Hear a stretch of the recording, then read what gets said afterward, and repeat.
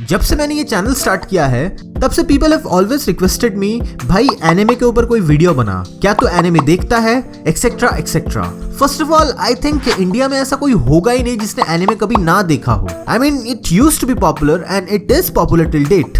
फिर भी अगर कुछ लोग हैं ऐसे जो अभी भी सोच रहे हैं कि एनिमे किस चिड़िया का नाम है, तो बेसिकली हम जो भी कार्टून्स देखते हैं, छोटा भीम, लिटिल कृष्णा, इसको इंडियन एनिमेशन बोलते हैं क्योंकि ये इंडिया में बना हुआ है। ठीक वैसे ही जो कार्टून्स जापान में बनते हैं उसे हम बोलते हैं एनिमे। अब एनिमे के पॉपुलैरिटी का अंदाजा हम शिनचैन, डोरेमोन, निंजा हथौड़ी, पोकेमॉन, कोचिकामे जैसे ऑल टाइम सुपरहिट शोज से लगा सकते हैं। एंड कितने लोगों को तो पता ही नहीं है कि हाँ, ये सारे शोज भी एक्चुअली में एनिमे हैं। अब स्पेशली मेरे जैसे कोई 90s के बच्चे के लिए अराउंड 2007-2008 में जब और कोई ऑप्शन नहीं था एंटरटेनमेंट का सिवाय टीवी के, तब हमारे भारी भरकम स्कूल और होमवर्क के स्ट्रेस से बस ये कुछ गिने चुने शोज थे जो हम खुल के एंजॉय करते थे। लेकिन एनिमे सिर्फ डोरेमोन और शिनचैन तक लिमिटेड नहीं है। Like this ocean of quality anime, movies से लेके वेब सीरीज, साइंस फिक्शन, सब कुछ। Now I have been a fan of anime too. I'm a very big fan of the series Death Note, movies like Your Name, Grave of Fireflies. लेकिन time के साथ जब तुम बड़े हो जाते हो, तुम्हारे पास इतना टाइम नहीं बचता कि तुम ऐसे शोज रेगुलरली देख पाओ। तो मेरे साथ भी कुछ ऐसा ही हुआ and it came to a point where I don't watch anime anymore. चलता है, ये तो एक साइकिल है, हर एक अडल्ट को गुजरना पड़ता है। इसे शॉर्टेज ऑफ टाइम कह लो या प्रेशर ऑफ वर्क कह लो। But the main point of this video is, जो अभी इस साइकिल में नहीं आए हैं, जो अभी बच्चे हैं, वो भी एनिमे देखना धीरे धीरे छोड़ रहे हैं, या इवन वर्स, उन्हें पता ही नहीं है कि एनिमे होता क्या है। सो इस वीडियो में मैं ऐसे ही कुछ पॉइंट्स रखने वाला हूं अकॉर्डिंग टू माय रिसर्च कि ऐसा क्या हुआ अचानक से कि इतने बड़े तादाद में एनिमे लवर्स के होते हुए भी क्यों इन चैनल से धीरे धीरे एनिमे को वाइप आउट करके ऐसे शिट, बी ग्रेड, लड्डू खाने वाले एनिमेटेड शोज से भर दिया गया। Point number 1, mature content. अब इंडिया में जैसे ज्यादातर अंकल चाचा लोग बोलते हैं कि कार्टून्स तो डम होते हैं और एक आइडियोलॉजी बना लिया है कि कार्टून्स तो सिर्फ बच्चे ही देखते हैं, तो एनिमे इनके मुंह पे एक बहुत बड़ा चढ़ता है। बिकॉज अगर हम एनिमे और इंडियन कार्टून्स को साइड बाय साइड कंपेयर करें, लाइक कंपैरिजन तो किसी एंगल से बनता ही नहीं है, बट फिर भी ज्यादातर इंडियन एनिमेटेड शोज में रिपीटेड स्टोरी लाइन होता है और उसमें एक कैरेक्टर तो लड्डू खाने वाला होगा ही होगा। मतलब जब स्क्रिप्ट राइटर प्रोड्यूसर के पास अपनी स्क्रिप्ट लेके जाता है ना, तो वो यही बोलता होगा, ये सारे कैरेक्टर्स तो ठीक है, लेकिन इसमें कोई लड्डू खाने वाला क्यों नहीं है। और वही दूसरी तरफ अगर हम एनिमे को देखें तो काफी सोची समझी गई स्टोरी लाइन होती है, एक से बढ़कर एक इन्फ्लुएंशियल कैरेक्टर्स होते हैं, और सबसे बड़ी बात, वो ऐसे शोज बनाते हैं जो सभी एज ग्रुप्स को एंटरटेनिंग लगे। उनका टारगेट ऑडियंस सिर्फ 4-5 साल के बच्चों का नहीं होता। अब इसमें क्या होता है कि जब टारगेट ऑडियंस में एडल्ट्स भी आते हैं तो उन्हें अपने शोज में कुछ एडल्ट चीजें भी डालनी पड़ती है,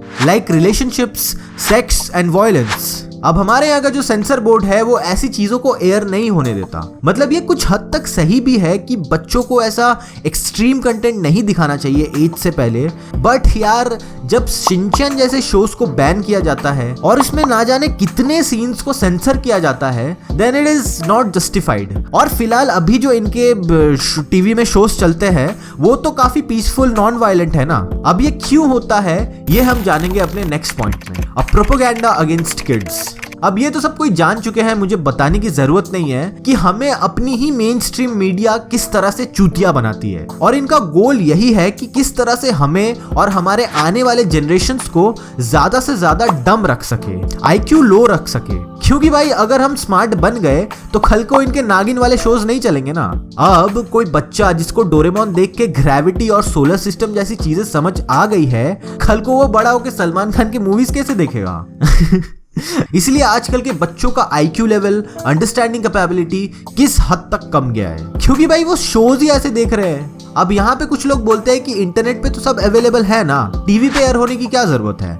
वो ये बात नहीं समझते कि भाई अभी भी मेजॉरिटी ऑफ द पॉपुलेशन ऐसी है जिनके पास इतने अमाउंट में इंटरनेट डेटा अवेलेबल नहीं है, तो काफी जरूरी बन जाता है एनिमे का टीवी पे एयर होना। क्योंकि जिसके पास इंटरनेट नहीं है वो ऑब्वियसली सेकेंडरी ऑप्शंस ढूंढेगा टीवी और मूवीज, जिसपे कंटेंट तो नहीं सिर्फ मोनोपोली चलता है, जो कि हमारा पॉइंट नंबर 3 भी है। अब मानो या ना मानो यार, अपनी एंटरटेनमेंट इंडस्ट्री बहुत ज्यादा इनसिक्योर फील करती है एनिमे से, इसीलिए ये लोग चाहते ही नहीं कि एनिमे नाम का कोई चीज आए मार्केट में। क्योंकि भाई सदियों से हमारे एंटरटेनमेंट इंडस्ट्री, चाहे वो बॉलीवुड हो या कुछ और, सबकी एक ही परंपरा चली आ रही है। वही कुछ गिने चुने 4-5 लोग होंगे, वही लोग पूरा जिम्मा संभालेंगे और किसी बाहर वाले को तो गलती से भी घुसने नहीं देंगे। अब ऑब्वियसली जहाँ पे स्टूडेंट ऑफ द ईयर 2 जैसी मूवीज रिलीज होती है, वहाँ पे अगर स्पिरिटेड अवे जैसी मूवीज थिएटर्स पे रिलीज होने लग गई तो इनका तो धंधा चौपट हो जाएगा ना, मार्केट डाउन हो जाएगा भाई। तो इसीलिए ये अपनी पावर्स का मिसयूज करते हैं और एक गंदी मोनोपोली बिठा के रखते हैं मार्केट में। अब बॉलीवुड के इस मोनोपोली के बारे में मैंने बहुत अच्छे से एक्सप्लेन किया हुआ है मेरे how Bollywood is destroying your mindset वाले वीडियो में, तो I suggest you watch that video, मैं डिस्क्रिप्शन में लिंक दे दूंगा। Point number 4, cultural difference. अब ये तो ऑब्वियस सी बात है कि अपने इंडियन कल्चर में और जापान के कल्चर में काफी हद तक डिफरेंस है। लाइक वहाँ की लड़कियां स्कर्ट ज्यादा पहनती है, तो इसीलिए ऐसे शोज पे और ज्यादा पाबंदी लगाया जाता है ताकि हमारे यहाँ की लड़कियां उनको देख के इन्फ्लुएंस ना हो जाए। मुझे ऐसा लगता है कि यह कोई वैलिड रीजन है भी नहीं किसी शो को बैन करने का। आई नो ये बहुत ही स्टूपिड पॉइंट है, मैं इसे इंक्लूड करना भी नहीं चाहता था, बट मैंने कुछ जगहों पर ऐसे कुछ एक्सट्रीमिस्ट्स को देखा जो बोल रहे थे कि भाई एनिमे हमारा कल्चर खराब कर रहा था। And the fun fact is, कुछ लोगों को इवन अभी तक एनिमे और हेंटाई का डिफरेंस नहीं पता, उनको लगता है कि दोनों सेम ही चीज है।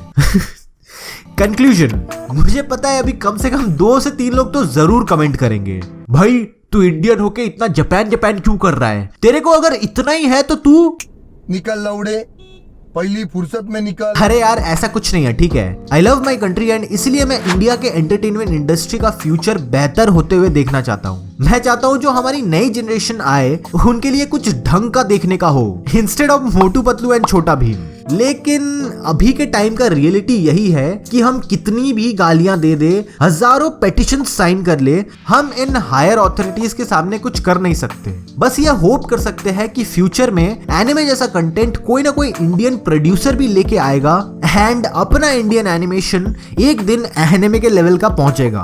उम्मीद पर दुनिया कायम है। So anyway, I think that's it for this video.